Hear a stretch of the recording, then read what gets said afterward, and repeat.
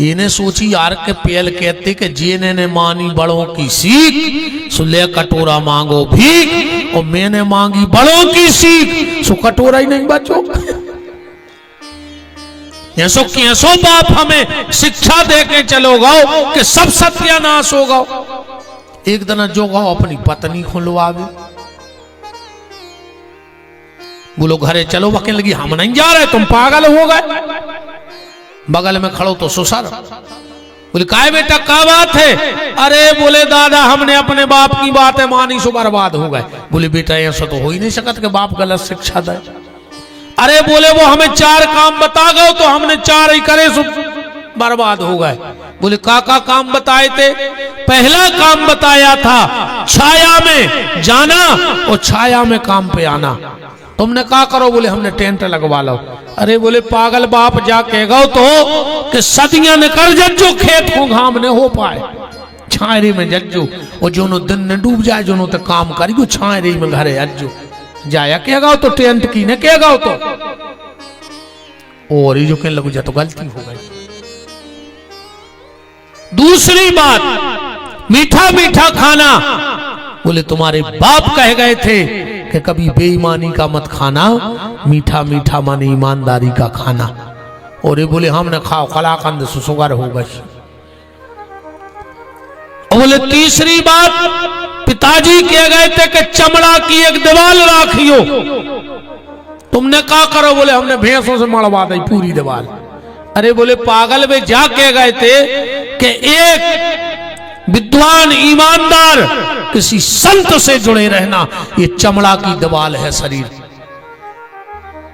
अगर किसी ज्ञानी, किसी भक्त, किसी संत से जुड़े रहोगे तो कभी कुमार्ग पे पैर नहीं जाएगा।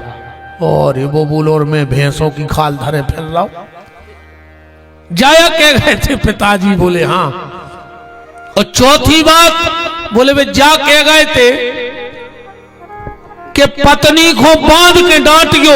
और ये बोले तुमने क्या करो? बोले हमने को रस्सा से बांध लेते तुम्हारी मोड़ी को।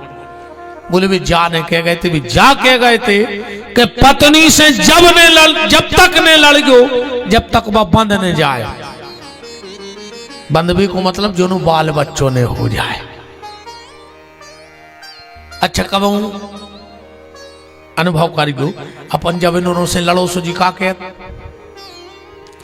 हम तो बाल बच्चों के पीछे डरे तुम आए घर,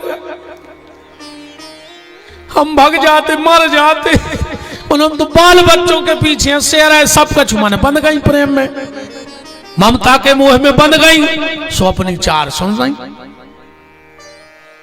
बताओ यही कहते हम तो भोग यार मोड़ी मोड़ों के पीछे।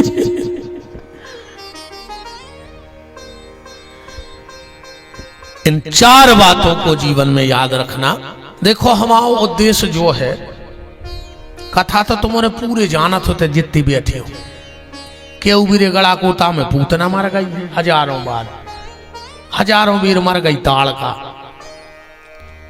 अब अपने भीतर की पूतना मरी का हमें तो तुम जा बताओ, तुम में का बदलाव आओ कथा से बताओ। पहले जीवन में बदलाव करो, फिर जीवे में बदलाव करो। जब हम छोटी छोटी बातों पे ध्यान देंगे, जब घर में सुख समृद्धि होगी तब भजन में मन लगेगा। इसलिए पहले अपनी गलती सुधारो कि हम कहां गलत हैं। कल आप चर्चा सुन रहे थे, राजा परीक्षित को श्राप लगा। ये पर्ची आई है, अच्छा तो पुरानी है ये धरी थी, कहाँ किया है इतने की नो।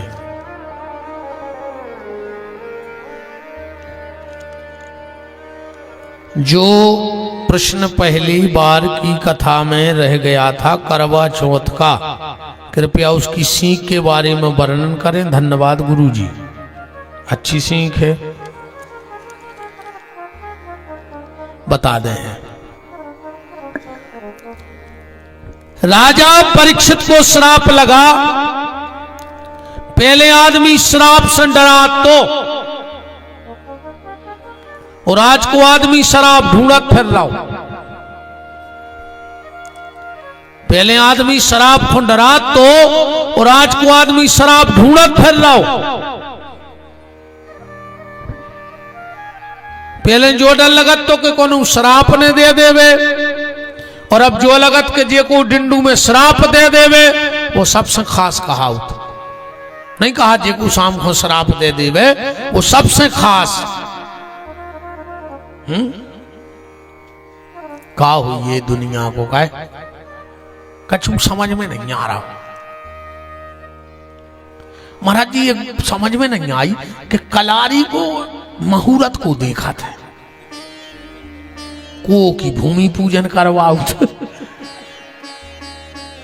अच्छा आपने तेने फ्लेक्स पंपलेट लगवाए, आज तक गला कोटा में का पंपलेट चिपको कि समस्त दारूखोर भाइयों को सूचित करते हुए हर्ष हो रहा है, आपके नगर में एक नई कलारी का उद्घाटन है, कृपया आप सब जरूर पधारें। आज तक ने पंपलेट ने प्रचार वो गद बने पर। अच्छा इतने तो महाराज जी ने देखो क्या कारपेट बिछवाई।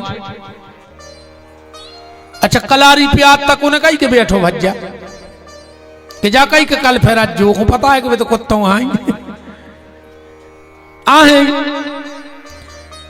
अच्छा महाराज जी तो ज्यादा बातचीत भी नहीं होती, तन्नक सो जंगला लगो रहे थे, चुपचाप गए कहीं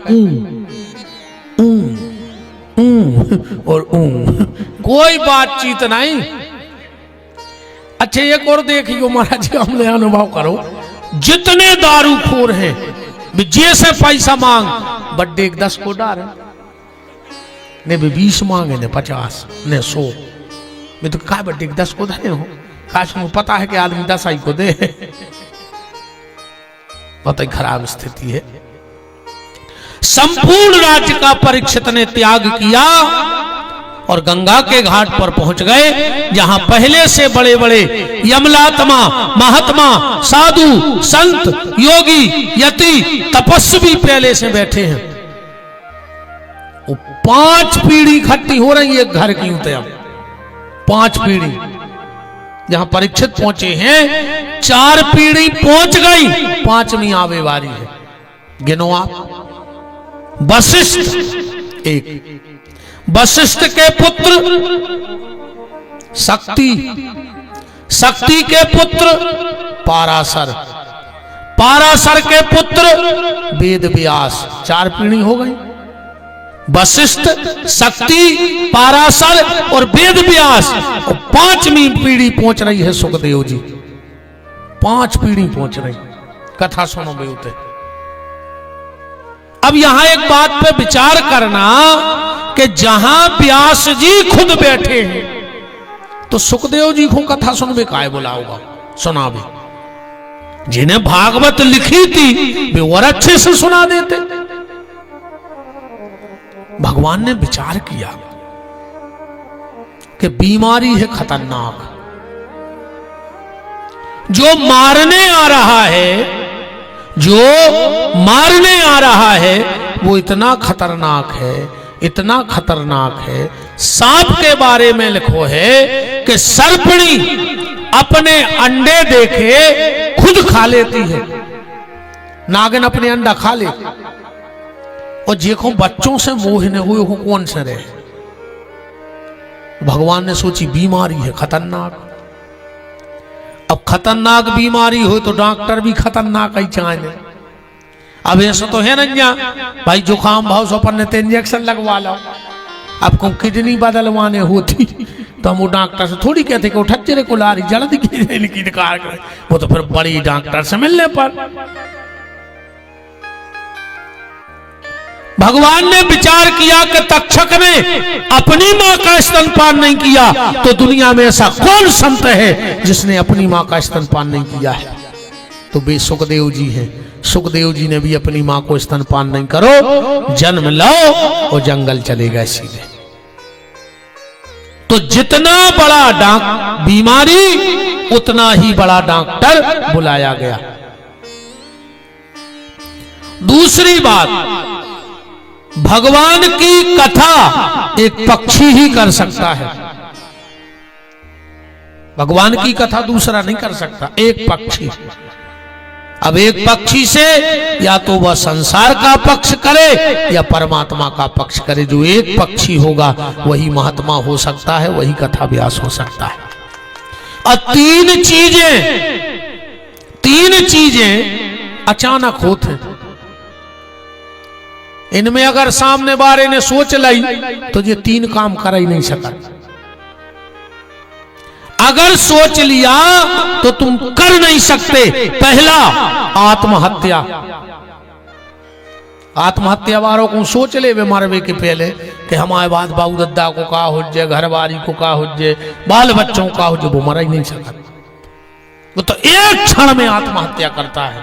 दूसरा, वैराग्य एक क्षण में होते। सोच भी सका वैराग्य नहीं होगा। कई बस अब सोच रहे हैं कि हम भी दुनिया छोड़ हैं, सोच रहे हम भी दुनिया छोड़ हैं और एक दिन प्राण ही छोड़ दे। एक क्षण में वैराग्य होता है, एक क्षण में आत्महत्या होती है और एक क्षण में होते महाराज जी दान। कहूं आदमी सोच ले वे तो दान नहीं कर सके। और जिसमें एक बात और ध्यान से सुनियो, अनुभव करियो, जो ब्याज को धंधो करत है वो दान नहीं कर सके। ब्याज से पैसा बांट व्यवहार दान कर ही नहीं सके, बिल्कुल गारंटी है। कैसे वो सोचा थे कि यार मंदिर को 5,000 दे दे और जे कहूं हमने ब्याज दे दे तो 10,000 हो जाए। एक क्षण में वैराग्य, एक क्षण में आत्महत्या और एक क्षण में व्यक्ति दान करता है। तो एक पक्षी ही भगवान की कथा कह सकता है, एक पक्षी ही सन्मार्ग पे चल सकता है, एक पक्षी ही संत हो सकता है। दोनों पक्ष वाला कभी संसार में कभी सत्य पे कुछ नहीं कर सकता। परीक्षित जी पहुंचे, बड़े बड़े यमलात्मा महात्मा साधु संत बैठे। परीक्षित ने हाथ जोड़ के कहा, म्रियमाणस्य किम कर्तव्यो, मरने वाले को क्या करना चाहिए। तुरंत आपातकालीन मीटिंग बैठ गई। सबने अपने अपने विचार रखे पर कोई निश्चित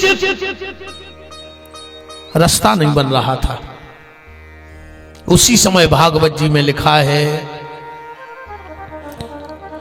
कि तत्रा भवत भगवान व्यास पुत्रो अलिक्षलिंगो निजलाव तुष्टई स्त्री पुरुष भेद रहिता 2 वर्षा। सुखदेव जी की उम्र कितनी लिखी भागवत में? 2 वर्षा। 8 दूनी 16 साल के हैं। सीधा 16 साल नहीं लिखा भागवत जी में। व्यास जी से पूछा कि सीधा 16 साल क्यों नहीं लिखा, सीधा 16 साल क्यों नहीं लिखा। व्यास जी का उत्तर सुनना। व्यास जी कह रहे हैं कि 16 साल के लड़के में आ जाता है विकार। तो सुखदेव जी का शरीर हो गया है 16 साल का, पर मन आज भी 8 साल के बालक जैसा है, निर्विकारी। तो तन की और मन की दोनों की आयु भागवत जी में लिखी है 2 वर्षा। अलिक्ष लिंगो निजलाभ तुष्टई, स्त्री पुरुष भेद रहता। जो स्त्री और पुरुष में कोई भेद नहीं करते।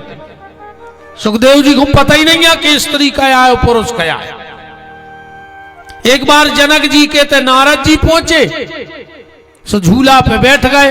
तनक देर में सुखदेव जी पहुंचे, सो वे भी वही झूला पे बैठ गए। जनक जी ने सोची देखे तो इनमें महात्मा उच्च कोटि को है। अपनी पत्नी से कही के जाओ बीच में बैठ जा 2 जनों के। सुने ना बैठ गई बीच में।